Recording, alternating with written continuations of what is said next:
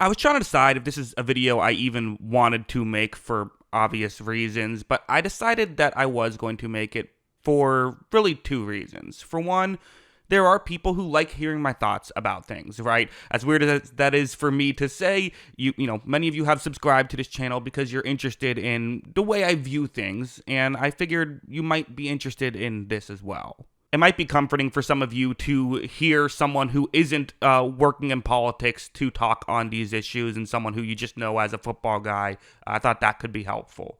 The other thing is, I think these are conversations we have to be able to have as a nation, right? Every single time I talk politics at all on this channel, someone in the comments says, stick to sports. Well, hey, you clicked on this video, so clearly you're at least a little bit interested in what I have to say. So that's my explanation on why I decided to make the video. Listen, this morning on, the election, the day after the election, if you missed it, Trump won. What were you doing if you missed it? But listen, this is not going to be an overly political video. At the end of the day, you know who you voted for and why you voted for them. I know who I voted for and why I voted for them. I'll say my candidate did not win. And if your candidate did not win either, I'm not going to sit here and tell you everything's going to be totally fine and there are not going to be any issues, because elections do have consequences. This will change America. This will change the world. If not for you, then for someone else. I know this is a very sad day for many people. I know this is a very happy day for many people. So I'm going to talk to both of you for a second. And again, I'm not going to really get into trying to explain to you any political stuff. You know all that stuff. And there's people who, work in those fields who could probably explain it better than I could. First, I want to talk to those people who clicked on this video who are Trump supporters, whether you voted for him or didn't vote for him but still supported him. Listen, I have my concerns about what this means for the next 4 years. I do. I have concerns about climate change, about Palestine and Ukraine, about our economy, about women's health care, about mass deportation. I have other concerns, smaller concerns as well. If you voted for Trump, you disagree with me. You clearly don't share those fears, and that's your right. I hope that you're correct. I'm not going to sit here and yell at you and tell you why I think you're wrong. There's plenty of other YouTube channels where you can find people doing that. Like I said, I know why I voted for who I voted for. You know why you voted for who you voted for. All I'm going to say is that, while I know this is a day of celebration for you, look out for maybe some of your friends who are, scared right now, right? Because even though you might not think those fears are valid, they do, and that still matters, right? So just let's try to come together a little bit here. We don't need more division. Try to be a little bit, generous in these, these times that are difficult for people.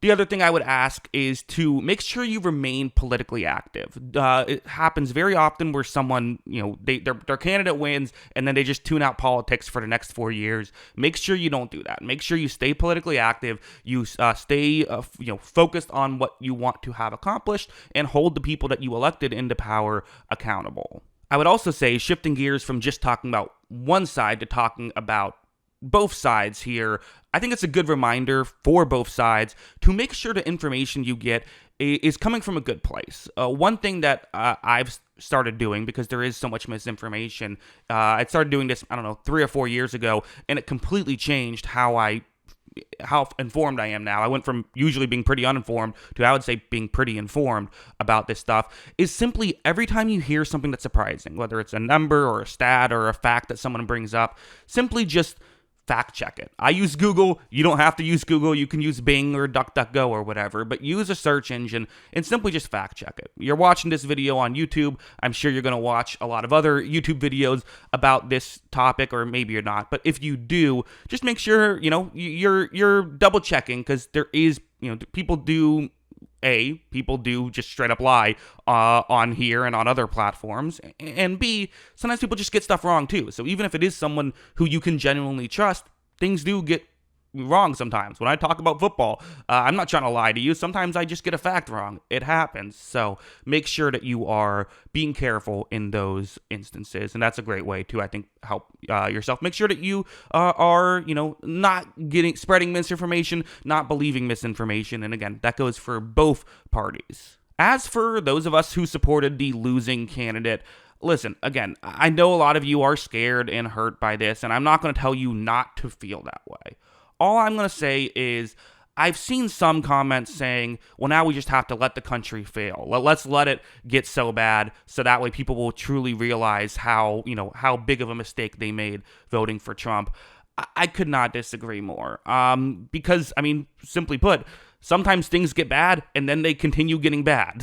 Some things don't always get worse and then get better. Sometimes they get worse and then they get more worse. In fact, I would argue that's usually what happens when things get worse, is they continue to get worse. I think that that's not the correct mindset to have. Staying politically active, if you are someone who is not a fan of the people that have just been put in power, is more important now than ever. Smaller elections are more important now than ever, and making sure that you stay focused. And listen, there's a lot of great people out there. I was trying to find it, but I couldn't. But I saw a Reddit post of there was a woman who her mail-in ballot there was some sort of issue, and so it got returned to her, meaning she wasn't going to be able to mail in her vote to Pennsylvania. She spent $1,000 on a flight just so she could do her duty of voting on election day. And if that's doesn't show you some of the great people we still have in this country, I don't know what will. Because here's the thing about America the great thing about America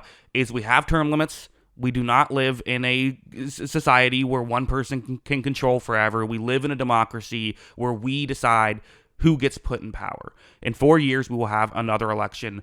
Many people don't get that privilege, and that's something that we should feel thankful for. Whether you voted for him or didn't vote for him, it's something we should be thankful for. Thanks for watching. Love you all. I'll be back with more football stuff later today.